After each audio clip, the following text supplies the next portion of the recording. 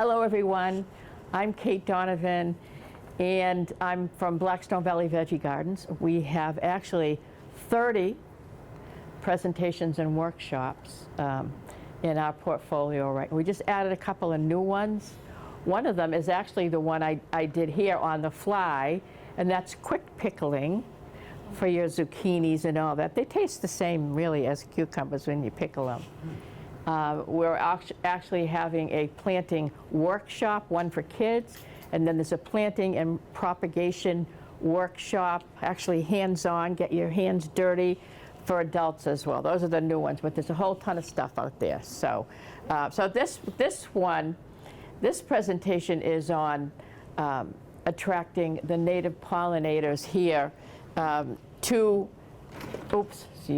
native pollinators to your garden. And in this presentation, you know, pretty much, even a fly will pollinate. It will take flower and, you know, pollen on its legs and hop to another flower. But for this presentation, we're going to focus on bees, butterflies, and hummingbirds, because the hummingbirds, they're my favorites. So, okay, so there we go. So before we do anything, I have to clarify this, and I put this in here from my granddaughter. She's not really much of a gardener yet. She's 7. She used to be, but now she's a froofy little thing, and she doesn't like to get her fingernails too dirty, and she's afraid of bees. I take her out. She loves to pick the cucumbers, but she's afraid of the bees. I try to explain to her that those bees will never hurt you. They're too busy. They will work and pollinate until they're so exhausted. So we have to take good care of them. But this is not a bee. This is a yellow jacket. A yellow jacket, we see a lot of those. They're in the wasp family. And sometimes people may mistakenly refer to them as a bee, but they do not pollinate well. They don't hold pollen on their abdomens. They typically eat the bad pests in your garden. But the thing is, when you're out there and you're saying, well, you know, we'll leave the bees alone, they can actually grow hives, you know, on the sides of your porch. And they can also live in the ground. There was a time when I had set up a bunch of planters in my front yard, and they were all growing splendidly except for one. So I went over with my trowel to find out what was going on. They all had false bottoms in them where you fill them up with water, but the water must have leaked out, but there was a nest of yellow jackets in there. So I ran like heck. It must have been comical for someone on the street that must have been watching. But I ran in. I actually got the hose and started squirting them. I had to kill a couple of them, but they can be quite aggressive. And they are not solitary. A lot of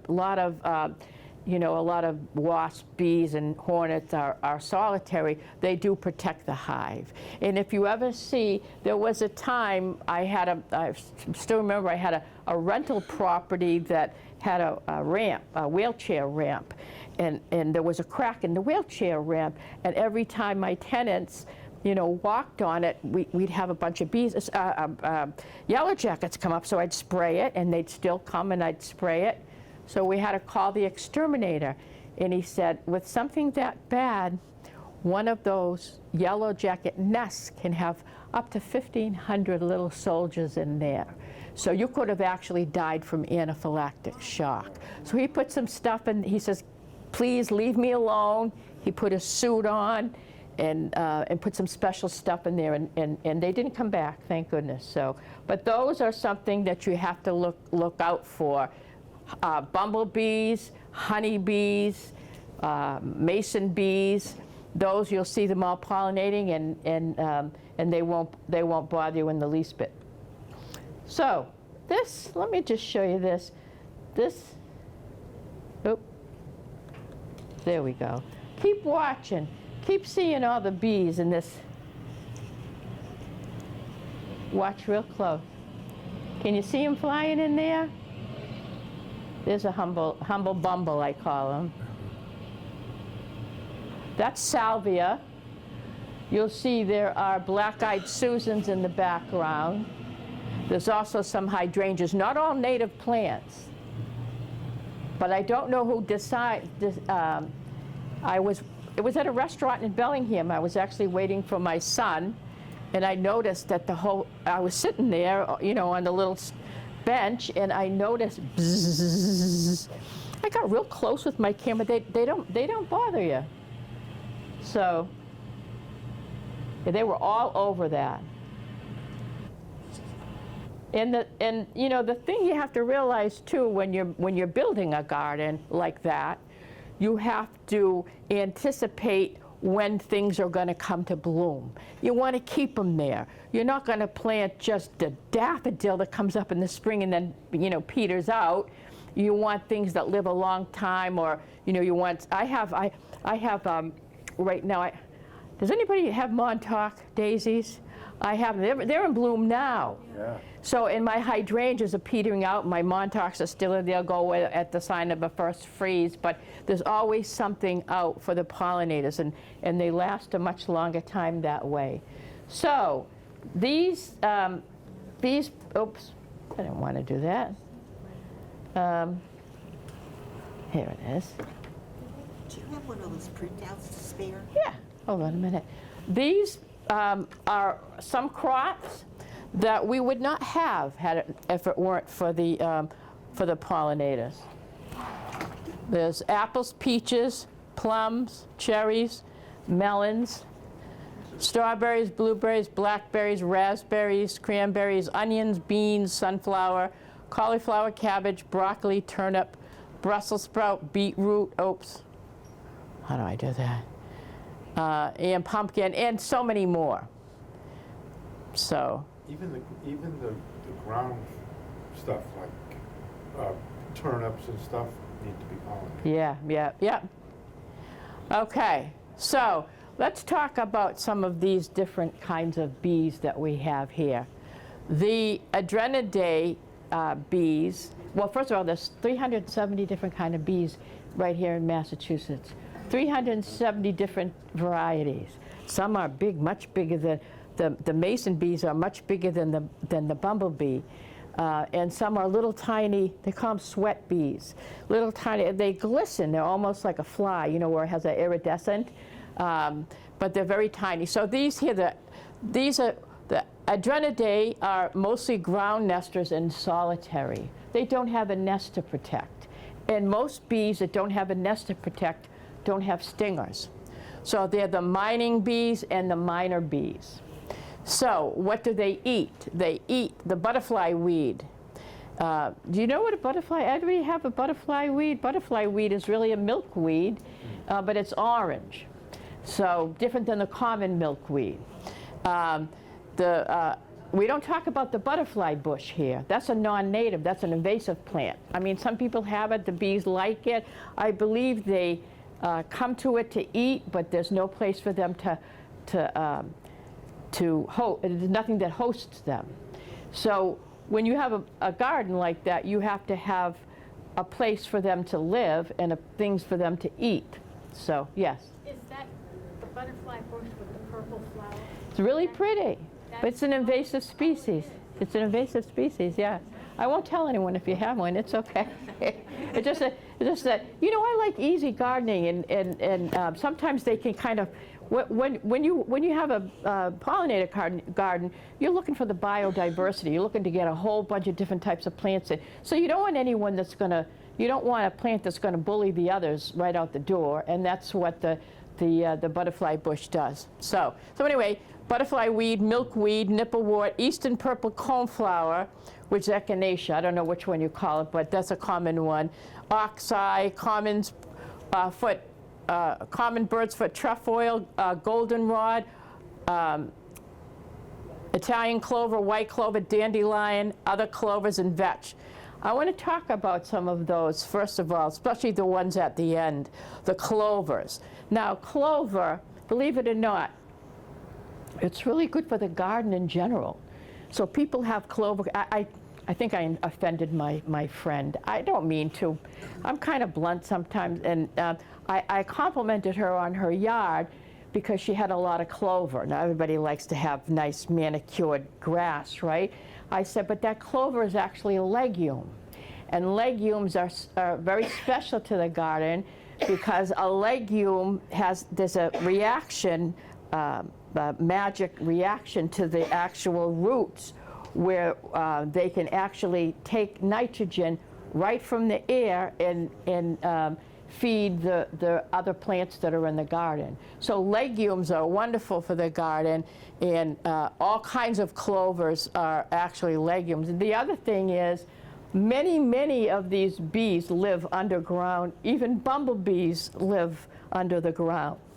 So in the early spring, when they want to come up and get something to eat, you know, all these tall flowers aren't out yet. They're looking for the quick meal. They're looking for the clover. They're also looking for the dandelion. I don't know if anybody, we do a presentation, or actually a workshop on winter sowing, which we take some seeds and put them in and make our little mini greenhouses and put them outside. One of the things we grew one time was white dandelion. So I don't know if they even came out. One of the ladies picked that seed, but dandelion is not a native plant. You'd think it is because it sure does love it here. It can be, I guess, fairly invasive, but you can eat the flower, you can eat the root, you can eat the green. It's a superfood. So it's wonderful stuff. Plus it goes low to the ground, so when the bees come out and there's nothing, you know, there's certainly their hydrangeas aren't up yet, or your roses or your irises or what have you, they can just go along the bottom and eat the clover and the dandelions, and they love it. That's what they need. So, and they say, you know, there's a thought, I don't know, anybody heard of no mow May? No, not no more May, no mow May. I know it sounds silly, but you're not supposed to, but a lot of us are waiting at least till the end of May, or till we go crazy with all the long grass, mowing, you know, to give the pollinators a break. So there's also the apidae bees. What kind of bees are they? Those are the carpenter bees, the bumblebees, and the honeybees. They can be social and solitary, but as you know, the honeybees and the bumblebees are definitely social. They have their hives. They try to protect their hives, but they're not. They are not the least bit really aggressive unless they have to be. And you know, if a if a honeybee stings you, it will die. It'll rip the whole bottom out of it, and it will die. And I believe it's only one gender or the other of the bumblebees that can actually sting. So another thing very important to understand, and the lady Freddie, who used to do this garden, was the only one that I have ever met, and I've met thousands of gardeners from all over the world, that had a concern about honeybees. Honeybees are not native. People take care of honeybees like they take care of chickens and they take care of rabbits. You know, it's like a mini livestock, right? But they're from Europe. They can't live on their own. They will perish in this climate. So, but they have some really good benefits. They can fly 5 miles away from the nest and always find their way back to their beloved queen. So they're very powerful. Of course, as you know, the honeybees and many other bees as well have had a rough go of it. So, and they think it was due to this specific virus, but hopefully they're coming along. There was a lot of decline of the hives. So I think they're doing a little bit better now. But nonetheless, they do, like I said, they can go 5 miles away. I never had them. I just had the big bumblebees, and then I started having them. I live in Blackstone. Not many people live there. It's kind of in the boonies. And, you know, I asked around on our little Facebook group. I said, hey, listen, I'm at, 292 Lincoln Street. Who has the honeybee hive? And the lady across the street had just got it. But they do a great job with my garden out front doing all the pollination now. So what do they eat? Giant blue hyssop, buckwheat, lupin, wild bergamot, there's rose, goldenrod, gloxinia, again, that dandelion, and the ironweed. So just to tell you, you'll see that goldenrod keep coming up. Goldenrod is not, there's another one this is not what makes you sneeze. There's another one, hey, what is it? I'm trying to think of the name of what is it? Ragweed. Ragweed. That has little tiny pollen, and it gets airborne. So it really aggravates, especially people, that have issues with asthma or what have you. But ragweed is not goldenrod at all. Goldenrod is a really, really great pollinating plant, but not only will it bring in the stuff that you want, everything likes to hang out there. Flies and the wasps and everything likes to hang out there. But it is very, very powerful. And, it's different. It's different when you see a native garden. Some of the flowers aren't quite as beautiful in some sense, than the ones that we cultivate, the hydrangeas and the big old roses and the dahlias and all that stuff. They're a little bit different, so a little bit wilder too. I have packages at home of different types of wildflower seeds that are mixes. You just kind of sprinkle them. There's a benefit to doing the wildflower garden, though, is that, you're trying to replicate what Mother Nature does well. These pollinators have been out there for a really, really long time. So you're trying to replicate what Mother Nature does, so you don't have to fuss with it too much. That's the thing, because it takes a lot of work to grow a tomato and trellis it and all that. These wildflowers, if you do it right, you feed them, some nice compost and leave them alone. Make sure if it's too dry, you water it in the beginning. They should be fine. So anyway, let's talk about these. The Coletidae, there are 2,500 different species. Obviously, we only have 370 in all our bees in Massachusetts. That's the plaster bee and the mask bee. They eat a lot of the goldenrod and the rose, a specific rose. Helicidae, those are sweat bees. Now, sweat bees, you may think it's a little fruit fly, or that you get on your bananas or what have you. They can be really, really tiny and they're iridescent. But they pollinate as well. They're tiny, but they pollinate. Most species live in the ground, but some will nest in wood. That is the cuckoo bee, Helictis agapostemon, and they eat butterfly weed, black-eyed Susan, sunflower, coneflower, buttercups, milkweed, clover, Canadian goldenrod, lilac, and that giant blue hyssop. Giant blue hyssop is a beautiful flower.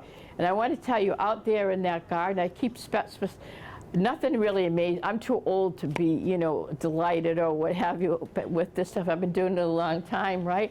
But you have giant blue hyssop out there. It's absolutely gorgeous.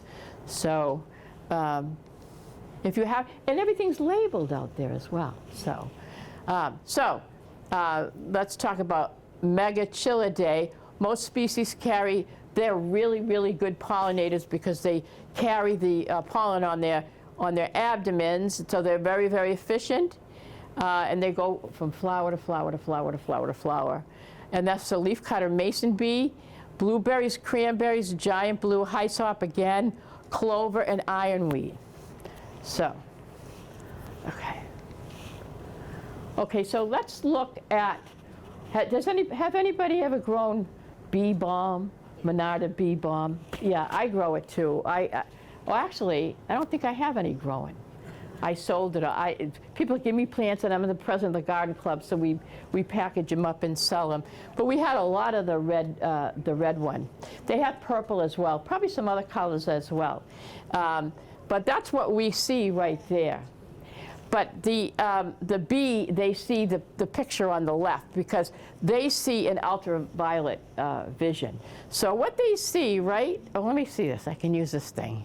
They see a pathway. Here is a pathway that takes them right to this little white ball, which is where the pollen is. So there's a map that tells them where to eat. So like us having a map going to the refrigerator. So yeah, interesting. Okay, so we were talking about, who was I talking? Oh, you, ma'am. We were talking about your friend who does a lot with the monarchs, right? And takes it after the chrysalis stage, takes them and makes sure they develop and then lets them go. I have a very, very light touch with any kind of wildlife because I don't want to make a mistake. It's just my thing. I know she probably does a much better job than I would, but here it's not a bad idea to give and I tell my granddaughter this, who thinks, as I say, the bees are going to sting her. I say they're not going to sting you. They work so hard, a lot of times they collapse and they'll die from overwork. So in any case, it's not a bad idea to give them a drink. But when you give them a drink, let's see, select a shallow dish for your bee bath. It can be a piece of pottery, a pretty plate, or even a bird bath. Blue, white, or yellow if possible, because they're attracted to those colors. You sprinkle gravel or small pebbles in the bottom of the dish. Fill the dish with water, stopping short of the top before the marbles or the rock, so that the bees have a place to perch and take a drink. Because they're so exhausted, they say they may drown. It's a drowning thing for them. The thing is, when you have these, it's not a bad idea to wash them out every once in a while. You don't know if a bird flies over, there's bird poop in there, some type of bacteria in there. So we want to give them a nice clean drink. So every once in a while, I'm 2 or 3 times a week, wash it out real good and then fill it up with some fresh water.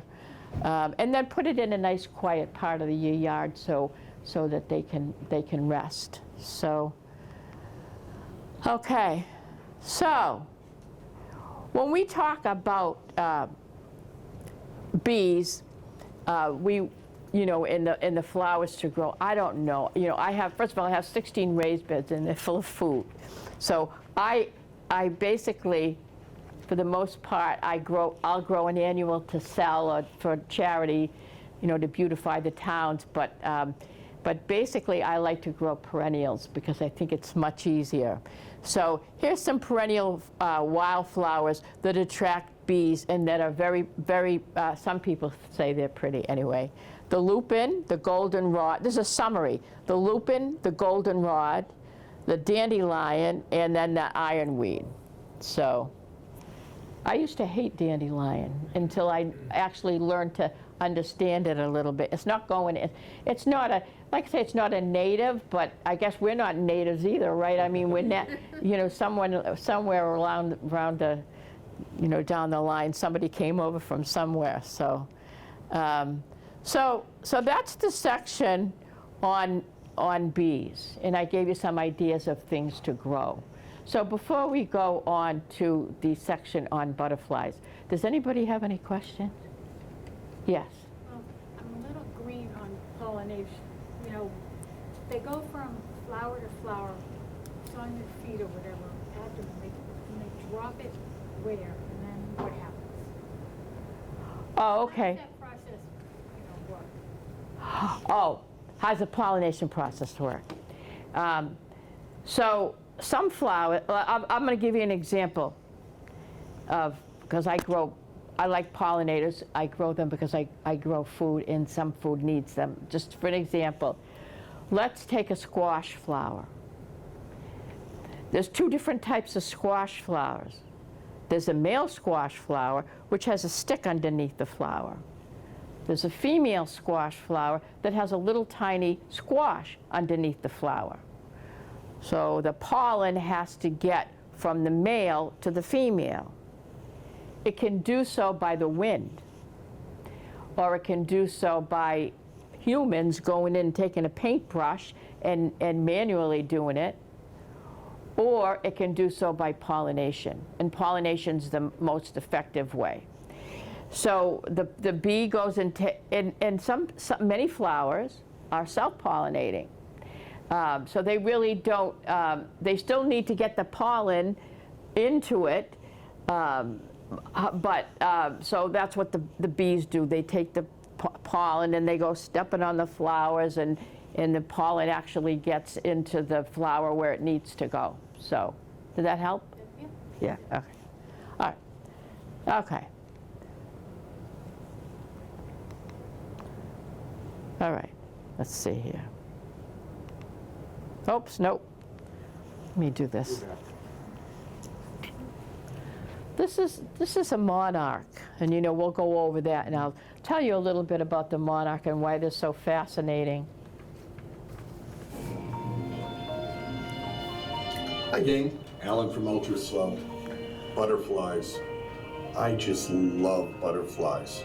Butterflies help pollinate flowers the same way the bees do, by going from flower to flower, carrying the pollen, and helping to ensure that we have food. Unfortunately, just like the bees, the butterflies are dying off. So let's try and limit our pesticides, limit the bug sprays, and watch and enjoy how the butterfly goes from flower to flower. You can see their long curved tongue, their mouth part, that looks like a little semicircle in front of them as they fly off. They extend that down into the flower, and you get to see them drink the nectar from each flower. Hummingbirds do the same thing. It's a long clip of just beautiful images of butterflies. Enjoy.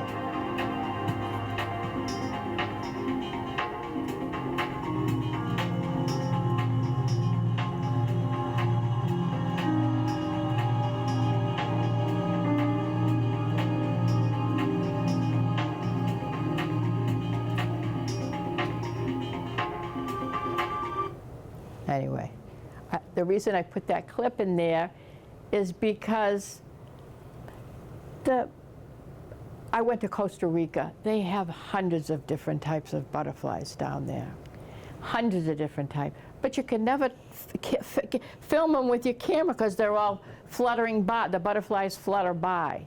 So that's a nice little, that will actually show you how the wings move, etc. So that's why I put that in there. So let me show you few of the butterflies that I've had right in my yard in Blackstone. And if I've seen them in my yard, I'm sure you've probably seen them in Southborough. If not, you really probably haven't been looking that hard. So the black swallowtail is infamous for stealing anything in the parsley family, or the carrots, or the Queen Anne's lace. So they like that. All the swallowtails do. The eastern swallowtail, I always thought that was a yellow swallowtail, but they call it an eastern swallowtail. The Canadian swallowtail and the spicebush swallowtail. So I've seen these all in my garden. The most common would be the eastern swallowtail. Everybody sees those, right? The eastern swallowtail. I'm sure you have a ton of them right out in the garden here. Okay. Also, every once in a while, I'll see one of those up there, the American copper, and out of the corner of my eye, it's smaller, but out of the corner of my eye, I see it, and I think it's a monarch. I say, no, it's a American copper, because you see it has black, the bottom leaves are black. Brown elfin, orange sulfur, and the white sulfur. So, and each one of them has a distinctive looking caterpillar to it. Funny thing, does anybody grow vegetables here? Have you ever seen a tomato hornworm? Yeah. Is that the same thing? No, tomato hornworms are real big, and those moths, they're not really butterflies. The cousin, the moth, right? It goes into a sphinx. I think it's called a sphinx moth, and they replicate the hummingbird. They look just like, they call them hummingbird moths, and you think it's a hummingbird buzzing around the way it acts. So. But they eat your tomato plants. They eat your tomato plants. Yeah, I remove, when you remove one of those from your tomato plants, I don't like to kill anything. I don't even like to thin my carrots. But if you take them far away from that nightshade, you know, which is what they eat, they'll eat a pepper plant as well, and it's going to starve to death. So it's really, they say it's really most humane to put it out of its misery or kiss your tomatoes goodbye. So your call. So if we put it out in the field. You can, it's not gonna live, no. You know, it's the same way when we take wildlife. You know, in Massachusetts, it's illegal to trap your groundhogs or what have you and take them and take them out in the woods because they get disoriented, they don't know what to do, and they typically starve to death as well. So, in any case. Should you, when you see the caterpillars, which I sometimes find do you just leave them alone? Yeah. You don't move them to a safer place? No, I would. You mean in order to keep them safe? No, you know what? It takes I'm sorry, ma'am. What's your name? Your first name? No, this lady over here. What's your first name? Yeah, Elaine. Elaine's friend does it. She knows what she's doing. She has a big tent and all that. But you really have to know what you're doing. So to do it, I don't do it. Do you do it? I leave them alone. Yeah. I don't touch them. No, as long as you provide them with a habitat, with the milkweed, we'll go over that. We'll go over that, especially with the monarchs. Okay, so the monarchs are incredible. They're on the endangered species list now, but they migrate over 3,000 miles, all the way from Mexico all the way to Canada. And you may think that's not a big deal, but it is a big deal because they don't live that long. So the one that starts out going north is not the one that ends up way up in Canada, because they have to stop along the way. They they give birth, and this is where they nest here. And they can only nest in the milkweed. Let's go over this. So hundreds of millions on the same trek, reproducing on the way. Habitat loss in the United States and Mexico has been the main threat to the North American monarch. Nowhere else. I mean, I have gardening friends from all over the world, you know, Europe and all that, and even the people from Europe actually have heard of the monarchs and their plight.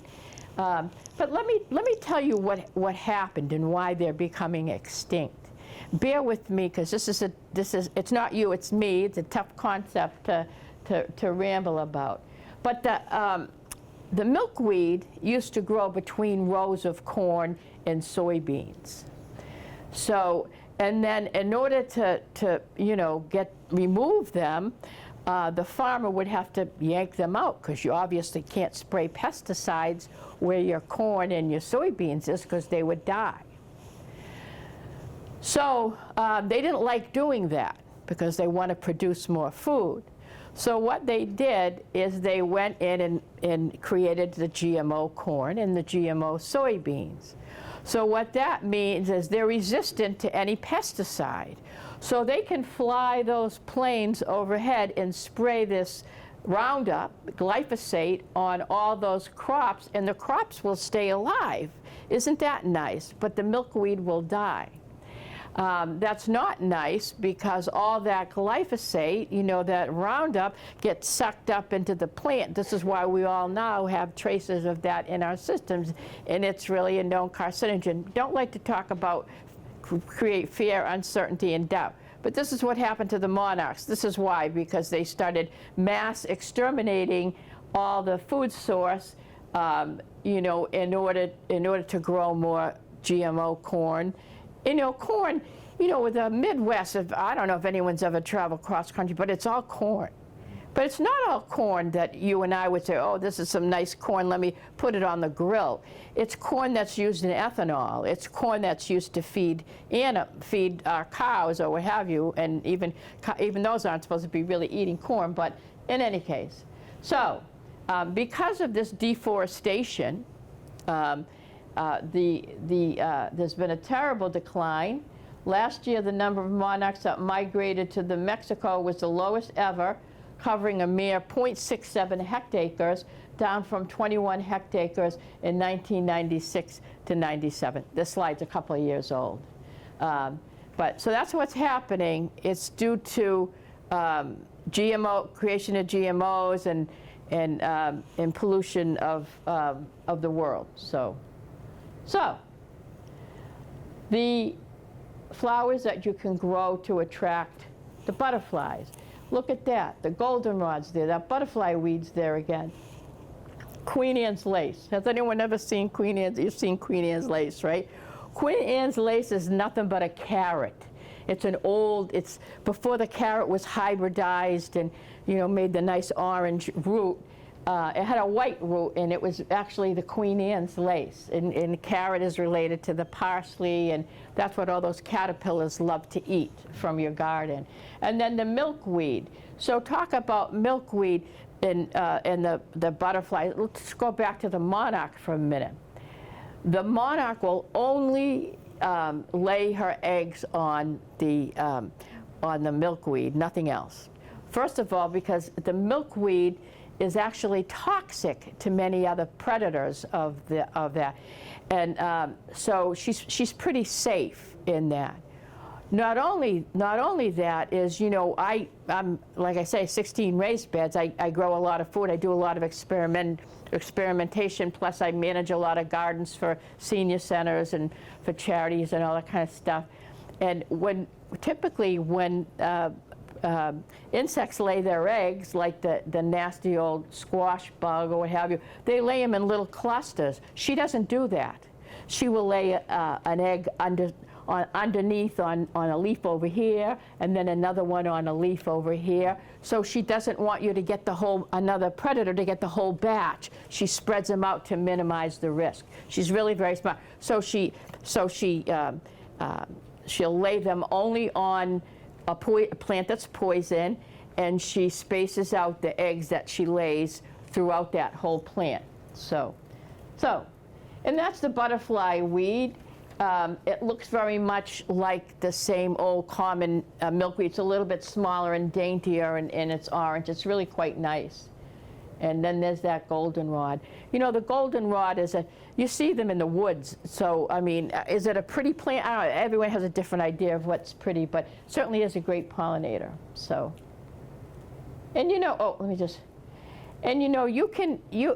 can, anytime you see some woods, I know you got a lot of woods in this area as well. Not as much as we have out in the boonies, but if you see a plant, in the woods somewhere, and you go over and take some, or you see, the butterfly, the milkweed grows, the seeds are in those pods. If you opened up a pod, and no one would know. I mean, it's not a bad thing. It's actually a good thing. So it's not a bad way to get your plants growing, and you can actually start them from seed. So okay. Does anybody have any questions about the butterflies? Yes. How many eggs does the butterfly lay, do you know? I don't know, probably close to 200. Yeah, she's all over the place, though. Yeah. Okay, so I want to show you this.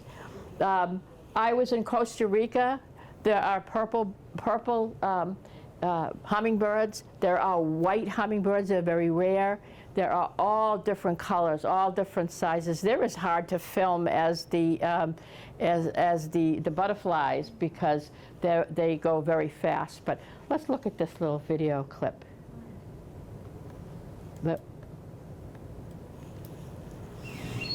Oh, I'm sorry about that.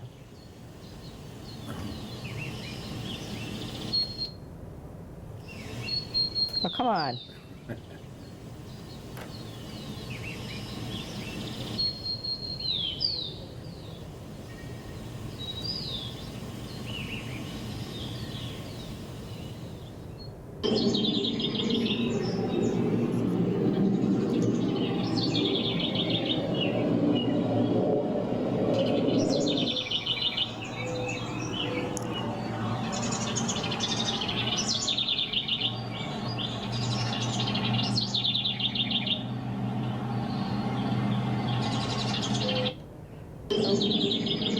we'll watch it for a bit.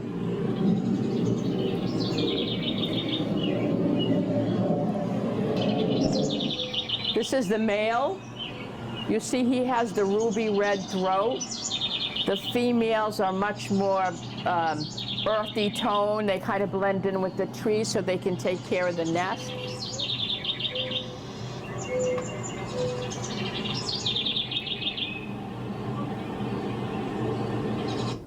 Okay, so that's him, and that's basically the only one that we have this far north. We don't have the bright purple ones, or the ruby-throated ones are basically the ones that we see. Now, you know, as I say, I have a hands-off approach to wildlife. I grow flowers for them, and you know, every once in a while, it's a really, couple of years ago, do you remember that was really, we had no rain like from June all the way to August? It was absolutely horrible. I did put out some watering stations for the pollinators, but my wife, she feeds the hummingbirds when they first, you know, it's a big deal on Facebook in the garden club. You know, you have, every Christmas they have Santa cams that, you know, the kids can log in and see how close Santa is. Well, they have the same thing with the migration of the hummingbirds when they're coming in. So it's a big deal. Everybody gets ready for them. But they do come in quite early, and there isn't really a whole plethora of things for them to eat yet or to drink. So what a lot of people do is they set up those bird feeders for them, and they give them, there's a recipe, oh my goodness, you can look it up. It's only water and white sugar, and it's boiled so that the sugar dissolves. I don't think it has to be but boiled, but you certainly wouldn't, you know, put it in the feeder when it's too hot for them. And then you put it in the feeder. And the feeder's typically red because they also see an ultraviolet, so they like the red. And then every couple of days, especially in the hot weather, bacteria will grow in there. You have to make sure you clean it out. If you don't want to clean it out every couple of days, then don't have it. And you know, when I was first, you know, looking into it, I said, wouldn't it be a better idea to serve them something more nutritious, like honey or brown sugar or something that's got, you know, less refined sugar? But that could kill them, because what happens is it gets hot, it gets sticky, and their little tiny beaks stick together, and they can't open them, and they'll die on you. So if you want to feed them, a lot of people feed them in the spring when you hear them coming in. I don't know whether it's mid-June or what have you that they come in. And then once there's flowers coming up and they can, you know, suck the nectar out of the things like the irises and, you know, things that they can stick their beak into, then, you know, some people stop giving them the water, and some people just like to keep giving them the sugar water, but it spoils them. I know that there was, I think, 3 or 4 years in a row where every spring we'd have a hummingbird. Of course, all the males look the same, right? He would come up on the deck into our little gazebo. He'd fly around, he'd look at us, and then he'd go. I think it was the same one. It might very well have been the same one. They have a 7-year lifespan, so they can certainly go back and forth, and they do have a, you know, good memory for being on that same path. So, Is it a good idea to feed them or not a good idea to feed them? I don't know. Like I say, if it were up to me, my wife has a mind of her own. So if it were up to me, I don't think I would, unless I saw some in distress. You know, last year we didn't put it out. We said we're not going to put it out. And I said it's not a good idea to put it out. But they kept circling around those poor little things. I said, I got to give them something. Probably had nothing to do with need. It just had something to do with, I'm lazy, you fed me before, so feed me now. So it's hard to get out of the habit once you start. So, there's a school of thought that says you shouldn't feed the birds. You should let them eat the insects and the things in Yeah. their natural environment. yeah, exactly. So it's up to you. Like I say, if it were up to me, I wouldn't have done it. So, but in any case, so some people do. If you're going to do it, you use the sugar and water, boil, let it cool. There's a recipe on the internet. I can send it to you if you want to sign up, sign the email, and make sure you keep it clean. That's all. So people like to, people just love to watch them because they're very comical. So the ruby-throated hummingbird overwinters in Central America, and that's where I was because I was in Costa Rica enjoying all of them. The Mexico and Florida, and it migrates to eastern North America for the summer to breed. It is by the most common hummingbird east of the Mississippi in North America. So how tall are they? They're probably about 3 inches tall. And their wingspan is 3.5 inches. And they only weigh 4 grams. You know how light 4 grams is? Is really nothing to these guys. The adults, the males, are green above and grayish white below with nearly black wings. And the wings, they sound like little egg beaters, or I remember when I was a kid, a million years ago, we used to ride our bikes and we used to take an old clothespin. Yes, we had clothespin.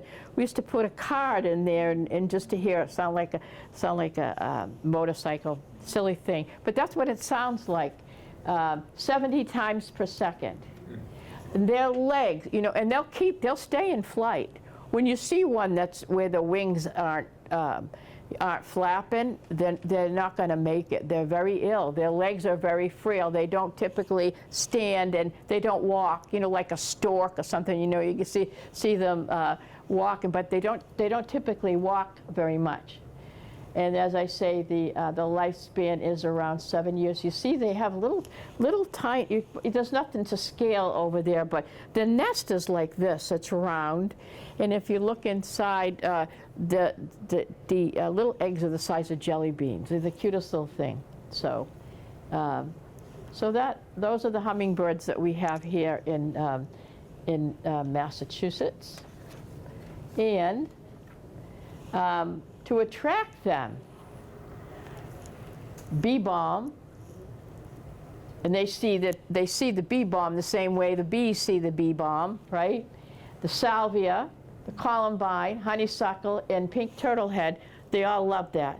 And I want to tell you, I say I have a lot of seeds. The companies donate seeds to me because they do a lot of charity work. And one of the seeds is called the hummingbird blend. They're all red flowers, red lupin and bee balm and all kinds of stuff. So hopefully that will take off. But those are the ones to grow to attract hummingbirds. So in summary, in order to entice native pollinators, grow wildflowers, organic wildflowers. And when I say organic wildflowers, I mean don't feed them with stuff like Miracle-Gro. And if there's some bug infestation on there, use something that's organic. There's all kinds of products out there that you have that are organic. But anytime you have a garden and you spray it with something that's going to kill a bad pest, it's going to kill a pollinator as well. You have to be very, very careful. There is something, when you get into the whole organic growing movement, right? You hear a lot about neem oil. Anyone use neem oil, N-E-E-M oil? Neem oil does not, it kills anything that will bite the leaf. So if you have an insect that's, defoliating your plant, chomping away, it will kill it slowly by destroying its brain. Not a pleasant way to go, I can imagine. But pollinators don't eat the leaf. They typically, they go for the pollen. So basically, it's safe. But there are ways to do it. So just stay away from any types of chemicals. And I have people that say, well, I treat my food one way, my food crops one way, and my pollinator crops, my ornamentals another way. But there's families that live off those pollinator crops. We have all kinds of beautiful insects and the like. So also, in summary, again, is the many, many bees live under the ground. Don't forget the flowering, low, simple plants like those clovers and those dandelions. Those bees start, coming up after the winter, and they immediately see that wonderful food. Butterflies and hummingbirds typically really enjoy flowers they can stick their long snouts into, long, thin flowers like tiger lilies. Hummingbirds see in ultraviolet light, which is why they like pink, red, and orange. Many fruits and vegetable flowers and seeds are brightly colored, and they stand out to these animals, more so than to humans. Also, like I say, I'm a big one. Ryan hasn't had me do it, but I do a lot of seed swaps. There's going to be one in Marlborough, by the way, I think in January. I hope you all come. It's the best time. If you have any seeds that you've saved and you want to trade them, if not, just go to Job Lot or something, pick up a couple. It's a nice way to get and talk to people about seeds. But in any case, it's a great idea to harvest your own wildflower seeds. So when they die off, the seeds start to get ready to drop. Take them, make sure they're completely dry, and put them in a little envelope. Trade them with your friends or give them away. Keep them cool, dry, and dark, and they'll last from year to year. Also, when you choose your flowers for your perennial garden, make sure they are, for your pollinator garden, make sure they're either perennial, which means they come back year after year, or self-seeding annuals. There are some plants out there, like zinnias, for example. Some plants are annuals, but they drop the seed, and the seed is typically viable. I got to tell you, I had this plant. Has anybody ever grown borage? I don't think it's a native plant, but borage. I got it from the Seed of the Month Club, 15 years ago, and planted it. The plant comes up to yay high, big plant. You'd think it's got to be a tree coming up.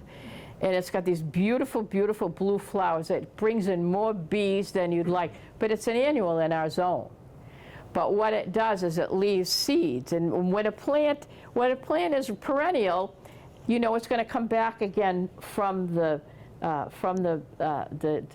root itself. It's going to come back in the same place. But when something's a self-seeding, you'll find them all over the garden. So they're a little bit messier, that's all. So, but make sure that flowers that you choose for planting are perennials or self-seeding annuals. So, did you have a question? Yes. What was the name of that plant you were just talking about? Borage. How do you spell that? B-O-R-A-G-E. Borage. You got to grow. I have a couple of presentations that I have some pictures of it. It's just beautiful. You can eat the flowers. You can eat the leaves. They taste like cucumber, but they're kind of fuzzy, so you steam them first. You can actually steam them and then wrap other things and make like an enchilada or something. But they're really tasty. So in summary, we're going to stay away from anything that's a weed killer. And when I say a weed killer, I mean something with spectrosite or glyphosate or the Roundups. And it really gets to me, right? When you go into Home Depot, any of those places, they have a whole big rows and rows of all this poison. And there is a section on it that's safe. But when something's safe, right, that doesn't mean that it's not, that doesn't mean that you can use it any way you want. Now, for example, I had an infestation I do the senior center in Franklin. We had a horrible infestation of squash beetles and aphids and some other stuff. I don't know how they got in, but I'm going to get them. Next year, no more pests. So what I use between the beds is I'm going to actually kill everything in there, including the grass.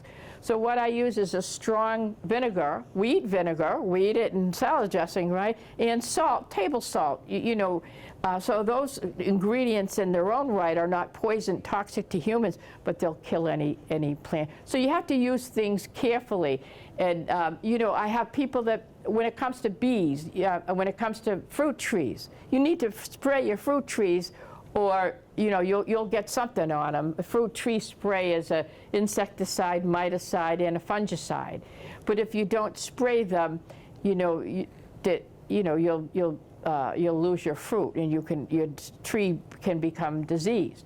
So, but because of that, people are afraid to use the sprays because they think that, the pollinators are going to get it. But once the flowers are done and the fruiting is there, it's really not going to harm the pollinators because they're not there anymore. They're going on to the flowers that have pollen still. So you have to kind of use common sense and when you can use these insecticides, which ones you're going to use, etc. Beware the chemicals that kill pests, can kill pollinators as well. Use them carefully. Call me if you have any questions. Send me an email. I'll gladly tell you, how to approach your pest issues. So, growing perennials, there's a thought out there that you just set it and forget it. Nothing's ever that easy. Weeds grow in, stuff dies, and you really have, and they suck a lot of nutrients. These plants are getting big. You'll see the plants out there in the garden here, the wildflower garden. You got some really hefty, good-sized plants there. They suck a lot of nutrients. So what do you do about that? How do you feed them?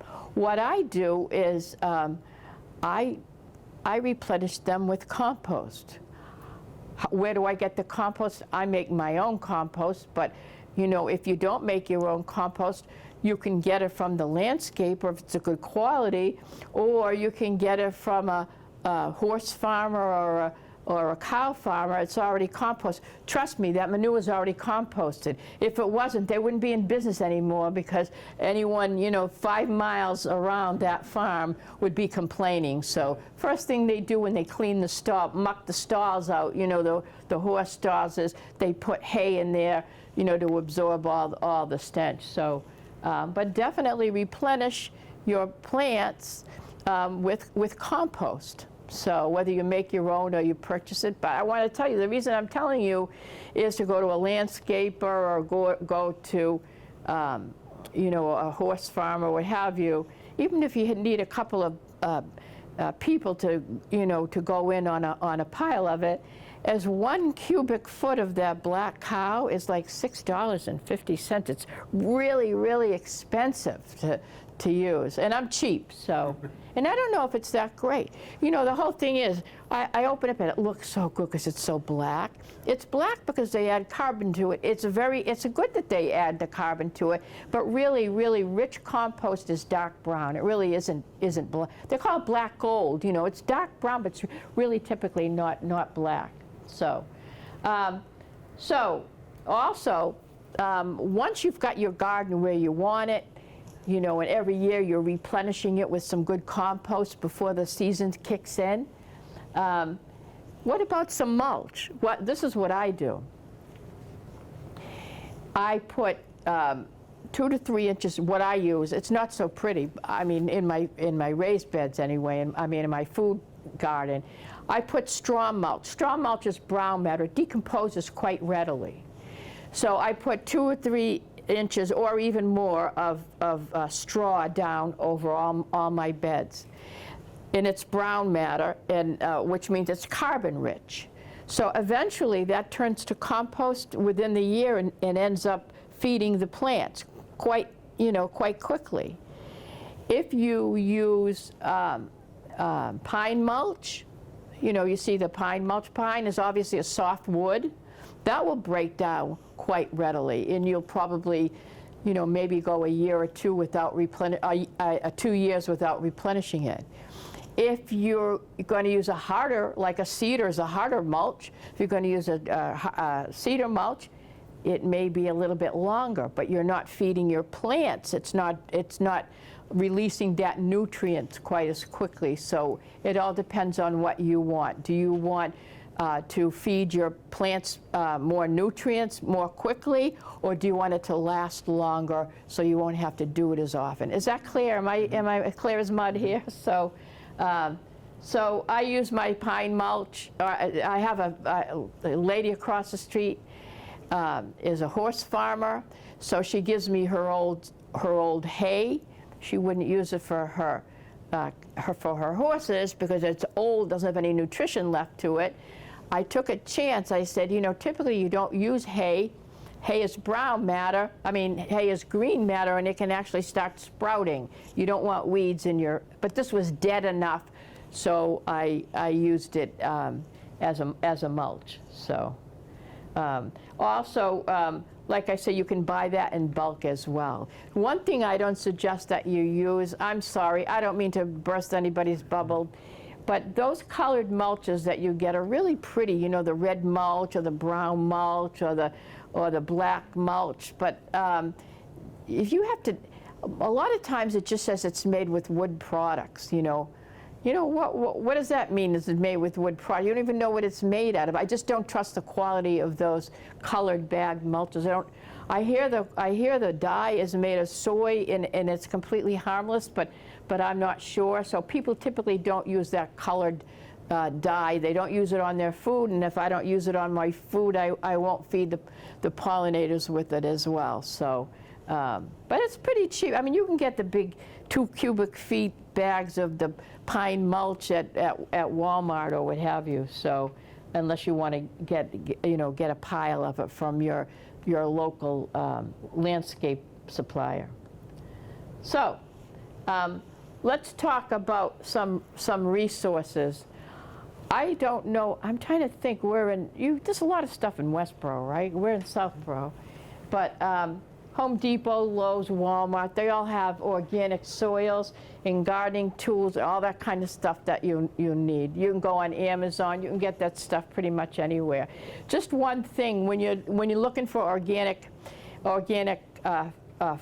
fertilizers, organic soils, organic mulch, or what have you, it may not say organic on it. It may have the initials OMRI.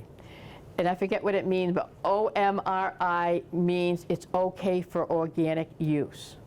For example, if you're going to get, I'm just trying to think, crushed stone. You're going to get crushed stone to put, around your garden bed.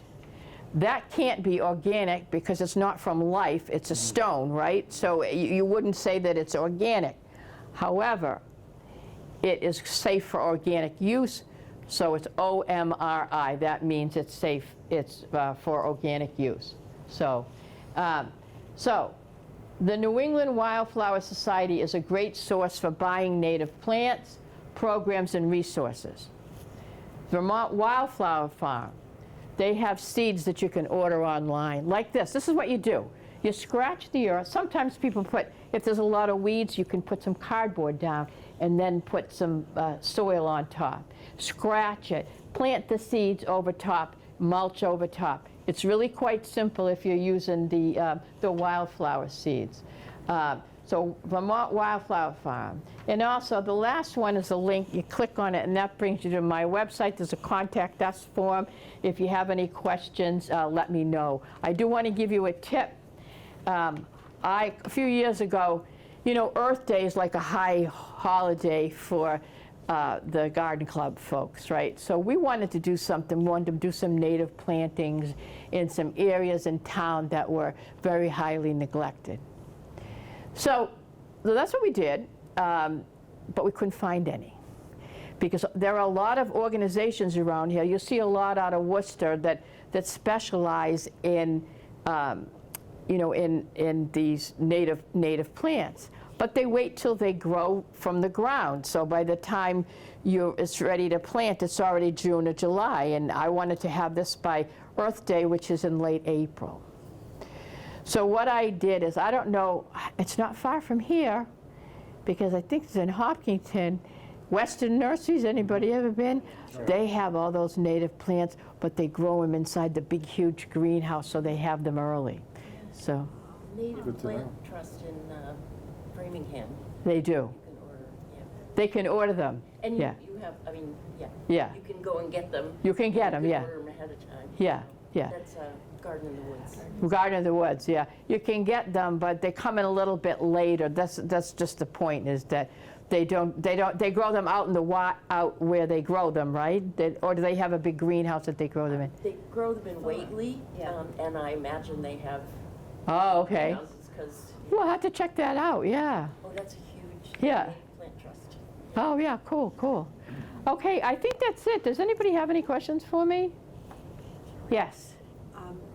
You kind of referred to, I think, preparing your garden for the next season in the fall. Mhm. And you're doing that by planting, by putting down pine mulch and straw and things like that. You can, whatever you don't do in the spring, you can do in the fall, you can do in the spring.